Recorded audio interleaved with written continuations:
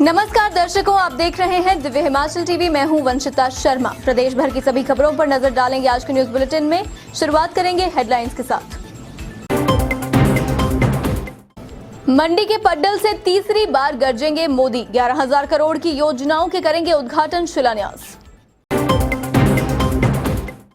Rally की तैयारियां पूरी, चप्पे चप्पे पर पुलिस का पहरा। जनता के लिए 3 वाटरप्रूफ पंडाल।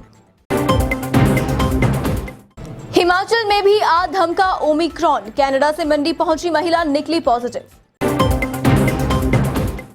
प्रधानमंत्री की रैली को जाएंगी एचआरटीसी की 1600 बसें। कई रूट प्रभावित यात्रियों को झेलनी पड़ेंगी दिक्कतें। शिक्षकों की सरकार को चेतावनी, पुरानी पेंशन बहाल नहीं हुई तो जंतर मंतर पर देंगे धरना।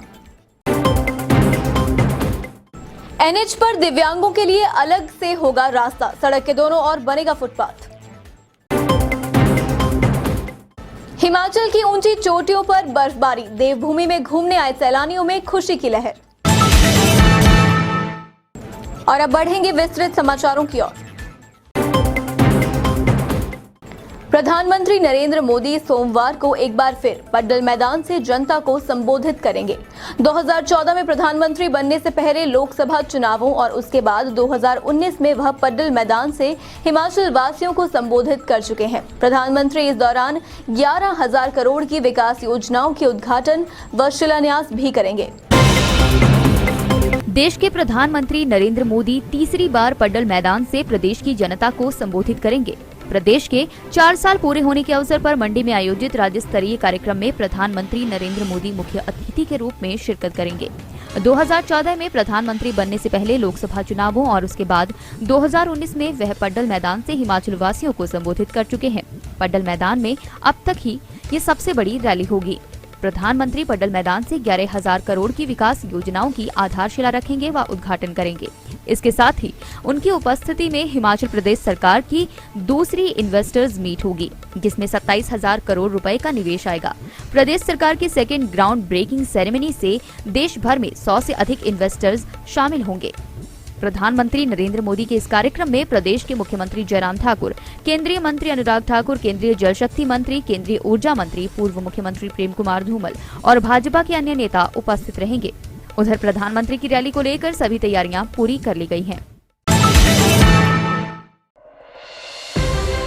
27 दिसंबर 2021 को पड्डल मैदान मंडी हिमाचल प्रदेश में प्रधानमंत्री श्री नरेंद्र मोदी प्रदेश की जनता को संबोधित करेंगे।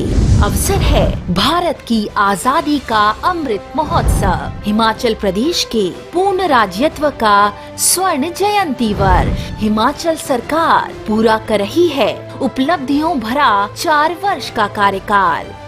भारत के यशस्वी प्रधानमंत्री के कर कमलों से संपन्न होगा रेणुका जी बांध परियोजना, लुहरी स्टेज 1 पन बिजली परियोजना, धौला सिद्ध पन बिजली परियोजना का शिलान्यास तथा सावड़ा कुड्डू पन बिजली परियोजना का उद्घाटन। हम सभी साक्षी बनेंगे माननीय प्रधानमंत्री द्वारा दूसरी ग्राउंड ब्रेकिंग सेरेमनी में 27,000 करोड़ रुपए की परियोजनाओं के शिलान्यास के।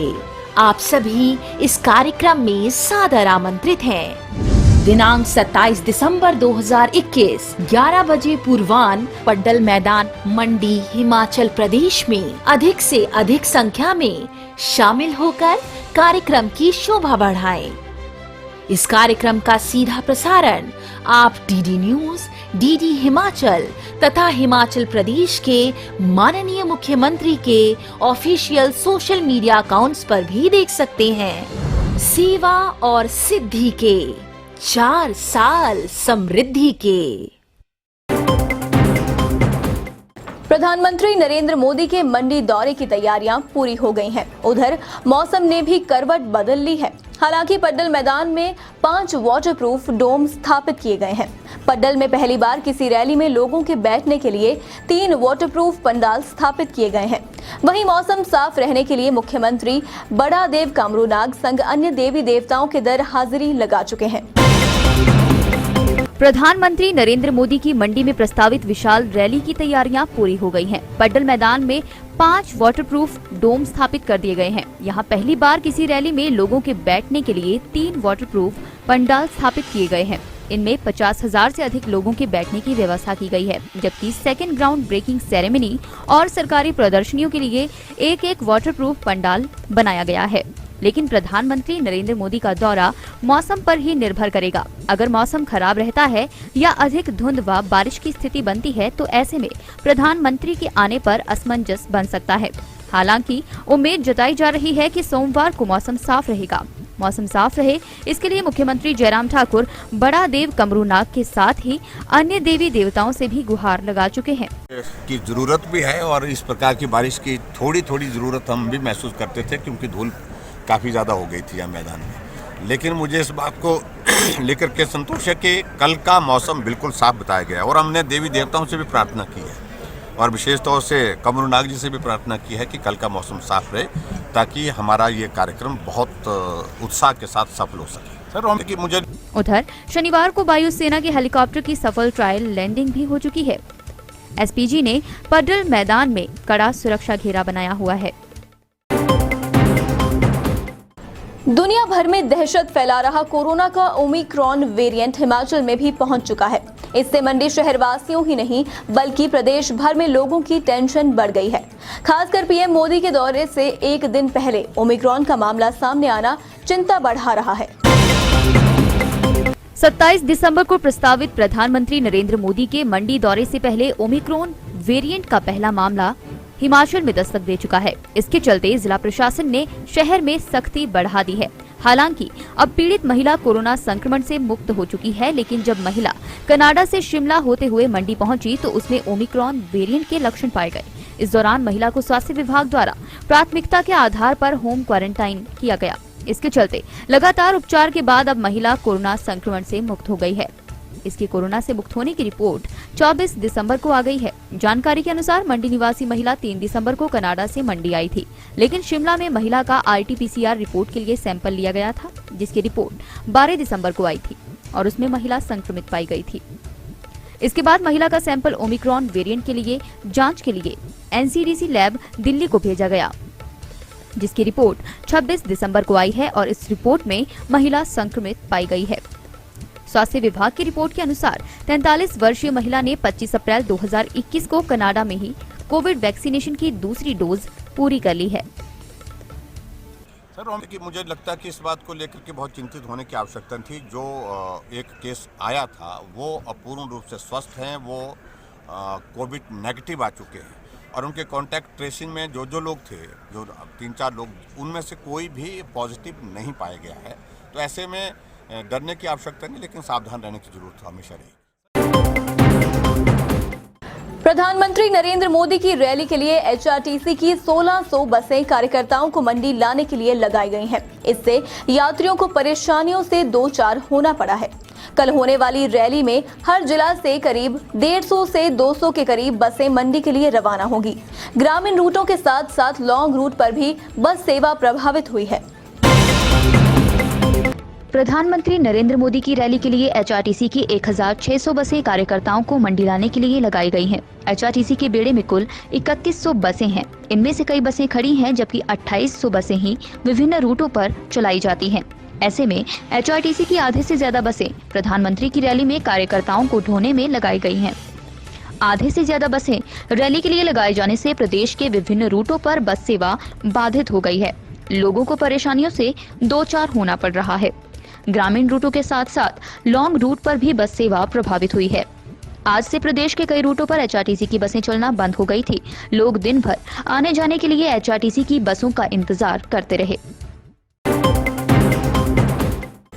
प्रदेश सरकार द्वारा हाल ही में कर्मचारियों की कई मांगें मान ली गई हैं। हालांकि पुरानी पेंशन की बहाली पर सहमति नहीं बन पाई है। ऐसे में all India federation of teacher organisation ने फैसला लिया है कि यदि सरकार उनकी मांगों पर जल्द गौर नहीं करती है तो देश भर के कर्मचारी दिल्ली में जंतर मंतर में एक विशाल आंदोलन करेंगे। पेश है ये रिपोर्ट।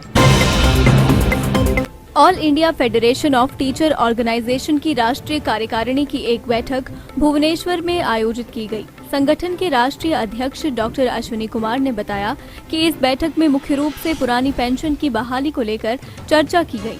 डॉक्टर अश्विनी कुमार ने बताया कि all India federation of teacher organisation अपने विभिन्न संगठनों के साथ मिलकर राज्य सरकारों से पुरानी पेंशन की बहाली के मुद्दे को प्रमुखता के साथ उठाएगी। विभिन्न माध्यमों से पुरानी पेंशन की बहाली के लिए प्रयास किए जाएंगे।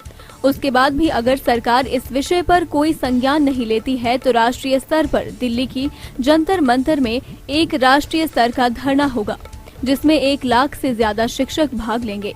फिर भी अगर कोई सकारात्मक कार्रवाई नहीं होती है तो उसके पश्चात आंदोलन को और अधिक तेज किया जाएगा। हमारी यही है कि जो हमारे एफिलिएट्स है पूरे भारत देश के अंदर, उनके साथ हम बैठक करके प्रदेश स्तर पर रैलियाँ की जाएगी, धरने दिए जाएंगे, ताकि प्रदेश की सरकारें जागे और प्रदेश के माध्यम से जो है देश के जो प्रधानमंत्री है और दूसरे राष्ट्रपति को जो है मेमोरेंडम भेजेंगे। साथ ही साथ पूरे देश के अंदर एक सिग्नेचर कैंपेन जो चलाया जाएगा, जिसमें लाखों टीचर्स हैं हमारे, उनके सिग्नेचर से जो है एक राष्ट्रपति को मेमोरेंडम भेजा जाएगा कि पुरानी पेंशन नीति को जो है बहाल किया जाए। जिस तरह से एमएलए और एमपी को जो है या जजेस को जिस तरह से पुरानी पेंशन दी जा रही है, उसी तरह जो है जितने भी कर्मचारी है देश के अंदर सबको जो पुरानी पेंशन नीति के अंदर तहत लाया जाए। देश भर में बनाए जा रहे नेशनल हाईवे के लिए केंद्र सरकार ने विशेष आदेश जारी किए हैं। इनके अनुसार सड़क के दोनों ओर पैदल मार्ग, टोल बैरियर पर एम्बुलेंस कॉरिडोर बनाने जरूरी होंगे। इसके साथ ही दिव्यांगों को ध्यान में रखते हुए विशेष पैदल मार्ग बनाने के आदेश जारी हुए हैं। नेशनल हाईवे पर अब दिव्यांगों के लिए अलग से पैदल मार्ग बनाने होंगे। केंद्र सरकार ने इसके आदेश जारी किए हैं। ये आदेश सभी राज्यों और केंद्र शासित प्रदेशों के लिए एक साथ जारी किए गए हैं। इन आदेशों के लागू होने के बाद अब हिमाचल में भी 4 लेन में बदले जा रहे सभी नेशनल हाईवे के दोनों तरफ पैदल यात्रियों के लिए फुटपाथ रखने होंगे। इसमें खास तौर पर दिव्यांगों का ख्याल रखा जाएगा। National highway authority of India को केंद्रीय सड़क परिवहन और राजमार्ग मंत्रालय के आदेशों पर अमल करने की नसीहत दी है। इसके साथ ही केंद्र सरकार टोल बैरियर पर एम्बुलेंस के लिए अलग से कॉरिडोर बनाना होगा। टोल बैरियर पर एम्बुलेंस की किसी भी सूरत में ब्रेक न लगे, इसके आदेश जारी किए गए हैं। हिमाचल की बात करें तो इस समय शिमला परवाणू, कीरतपुर मनाली, पिंजौर बद्दी नालागढ़, शिमला मटौर और पठानकोट कांगड़ा मंडी नेशनल हाईवे को 4 लेन में बदला जाना है। इन पैदल मार्ग के निर्माण सबसे बड़ी अड़चन शिमला परवाणू नेशनल हाईवे में पेश आ सकती है। यहाँ सोलन से परवाणू तक नेशनल हाईवे की चौड़ाई 32 मीटर ही है और NHAI यहाँ चार्जिंग पॉइंट लगाने के लिए जगह की कमी को बड़ी अड़चन करार दे चुकी है। प्रदेश में टोल बैरियर की बात करें तो जो कंपनियां हाईवे को 4 लेन में बदलने का काम करेंगी, वे सभी अपने अपने हिस्से के निर्माण में टोल बैरियर स्थापित करेंगी और इन टोल बैरियर में एम्बुलेंस के लिए विशेष कॉरिडोर बनाना होगा। देवभूमि हिमाचल की ऊंची चोटियों में आज बर्फबारी का दौर शुरू हो गया। इससे सैलानियों में खुशी का माहौल है। बर्फबारी से हिमाचल घूमने आए सैलानियों के मन की मुराद पूरी हो गई है। शिमला पहुंचे पर्यटक इस सीजन की पहली बर्फबारी का लुत्फ उठा रहे हैं। हिमाचल की ऊंची चोटियों में आज बर्फबारी का दौर शुरू हो गया। कुल्लू, लाहौल स्पीति, किन्नौर और सिरमौर जिला के ऊंचाई वाले क्षेत्रों में बर्फबारी का दौर शुरू हो गया है। वहीं शिमला के साथ लगते कुफरी व नारकंडा में भी बर्फबारी का दौर चलता रहा। वहीं राजधानी शिमला के रिज मैदान व जाखू में भी बर्फ के फाहे गिरने शुरू हो गए थे। इससे क्रिसमस और नए साल का जश्न मनाने के लिए आए पर्यटकों में खुशी की लहर दौड़ गई। बर्फबारी से सैलानियों के मन की मुराद पूरी हो गई है। देश के कोने कोने से शिमला पहुंचे पर्यटक इस सीजन की पहली बर्फबारी का लुत्फ उठा रहे हैं। मौसम विज्ञान केंद्र शिमला के निदेशक डॉक्टर सुरेंद्र पाल ने बताया कि 27 व 28 दिसंबर को भी राज्य में बारिश बर्फबारी की संभावना बनी हुई है। और अब चलते चलते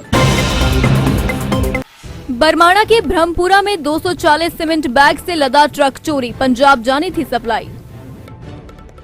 चौपाल में देवदार के मोछे पकड़े, गाड़ी को कब्जे में लेकर शुरू की छानबीन। बीबीएन में बाइक सवार युवकों ने राहगीर से छीना मोबाइल, 13,000 की लगाई चपत।